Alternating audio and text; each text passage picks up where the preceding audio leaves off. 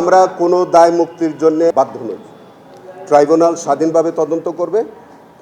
আমরা মানবতা বিরোধী কোনো অপরাধের অভিযোগ যদি তাদের বিরুদ্ধে প্রতিষ্ঠিত হয়, স্বাধীনভাবে তার বিরুদ্ধে বিচার কার্য চলবে। আমাদের মানবতা বিরোধী অপরাধের সংজ্ঞায়িত অপরাধের মধ্যে পড়ে। তাদের সকল অভিযোগ আমরা এখনই প্রকাশ করার সুযোগ নাই।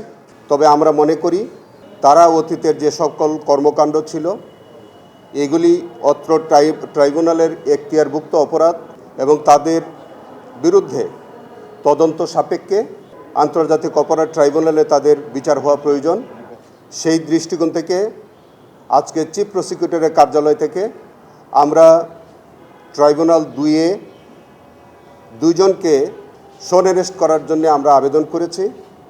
আমাদের ট্রাইব্যুনাল 2 আমাদের বক্তব্য শুনে আগামী 7/4/2026 তারিখে 10:30টায় জেল কর্তৃপক্ষকে এই দুইজন আসামিকে ট্রাইব্যুনালের সামনে হাজির করার জন্য নির্দেশনা দিয়েছেন।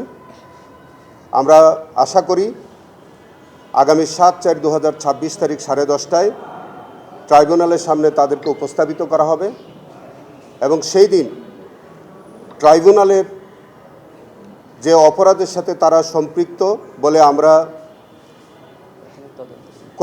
আমরা যে তদন্ত সাপেক্ষে যে অভিযোগ আসবে সেখানে তাদেরকে শোন অ্যারেস্ট করা হবে এবং তাদের বিরুদ্ধে ট্রাইব্যুনাল আমাদের প্রসিকিউশনের পক্ষ থেকে যথাযথ তদন্ত সাপেক্ষে আমরা আশা করি তাদের বিরুদ্ধে বিচারের সম্মুখীন আমরা করতে পারব এবং আমরা বিশ্বাস করি যে এই দুষ্কৃতিকারীদের আমাদের এই ট্রাইব্যুনালের মাধ্যমে তাদের উপযুক্ত শাস্তি হওয়া প্রয়োজন, যাতে ভবিষ্যতে আর কোনো এরকম কোনো সরকারি দায়িত্বে থেকে কোনো কর্মকর্তা কোনো মানবতা বিরোধী কোনো অপরাধ করার সাহস না পায়। না, দেখেন, বর্ণাঢ্য কর্মকাণ্ড তাদের নাই। তাদের যেসব কর্মকাণ্ড এইগুলি হচ্ছে তাদের একটি সমস্ত যে কর্মকাণ্ডগুলো এগুলি মানবতা বিরোধী অপরাধের আওতাভুক্ত অপরাধ এবং তারা ক্ষমতার অপব্যবহার করে আয়নাগরের মতো তারা অমানবিক কর্মকাণ্ড তারা করেছে। 1/11 মতো আপনারা জানেন যে সেফ হাউসের মতো জায়গা সৃষ্টি করে সেখানে মানুষকে ধরে নির্যাতন করেছে, তারা গুম করেছে, তারা খুন করেছে। এইরকম অসংখ্য অভিযোগ তাদের বিরুদ্ধে ইতোমধ্যে আমাদের কাছে আসছে। আমরা তদন্তের স্বার্থে সমস্ত অভিযোগ এখন আপনাদের সামনে প্রকাশ করা আমাদের পক্ষে সম্ভব নয়।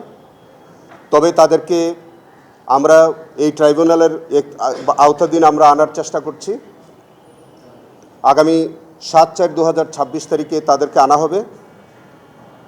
তাদেরকে আমাদের শোন অ্যারেস্টের প্রেয়ার যেটা রয়েছে, তারা আমাদের এই ট্রাইব্যুনালের অভিযোগে গ্রেফতার হওয়ার পর তাদের বিরুদ্ধে অভিযোগ তদন্ত করে আমরা তাদের বিরুদ্ধে রিপোর্ট দাখিল করব।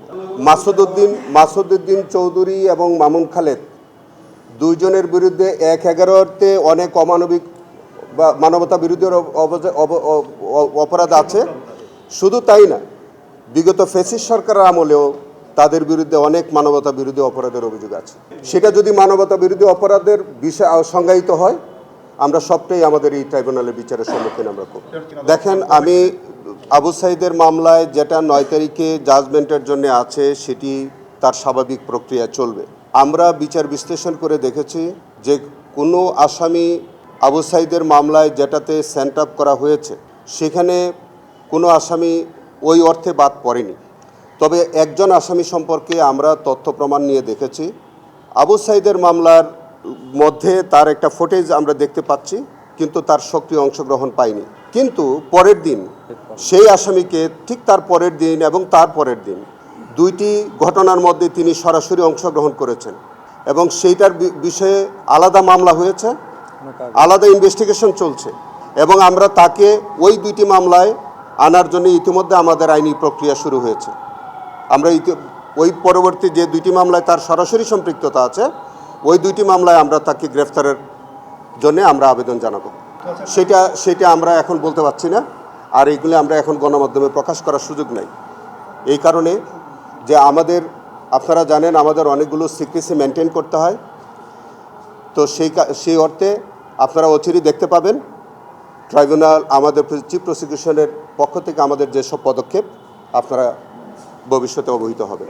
আমি বললাম যে তারা 1/11 থেকে শুরু করে বিগত ফ্যাসিস্ট সরকারের আমল পর্যন্ত তাদের অনেক মানবতা বিরোধী সিরিজ অফ অভিযোগ তাদের বিরুদ্ধে আছে। আমরা 1/11 থেকে শুরু করে বিগত সরকারের আমল পর্যন্ত যত মানবতা বিরোধী অপরাধ তারা করেছে সবগুলোই আমরা তদন্তের মাধ্যমে আমরা উদ্ঘাটন করার চেষ্টা করি এবং তাদেরকে বিচারের সম্মুখীন করব ইনশাল্লাহ। আরো তো অনেকে আছেন এখানে যারা তদন্তে বেরিয়েছে সবাই আসবে। আমরা কাউকে আমরা কোনো দায় মুক্তির জন্য আমরা কোনো দায় মুক্তিতে আমরা বাধ্য নই। ট্রাইব্যুনাল স্বাধীনভাবে তদন্ত করবে। আমরা মানবতা বিরোধী কোনো অপরাধের অভিযোগ যদি তাদের বিরুদ্ধে প্রতিষ্ঠিত হয় স্বাধীনভাবে তার বিরুদ্ধে বিচার কার্য চলবে। কোনো ইনডেমনিটি আমাদের কর্মকাণ্ডে কোনো বাধা হয়ে দাঁড়াবে না।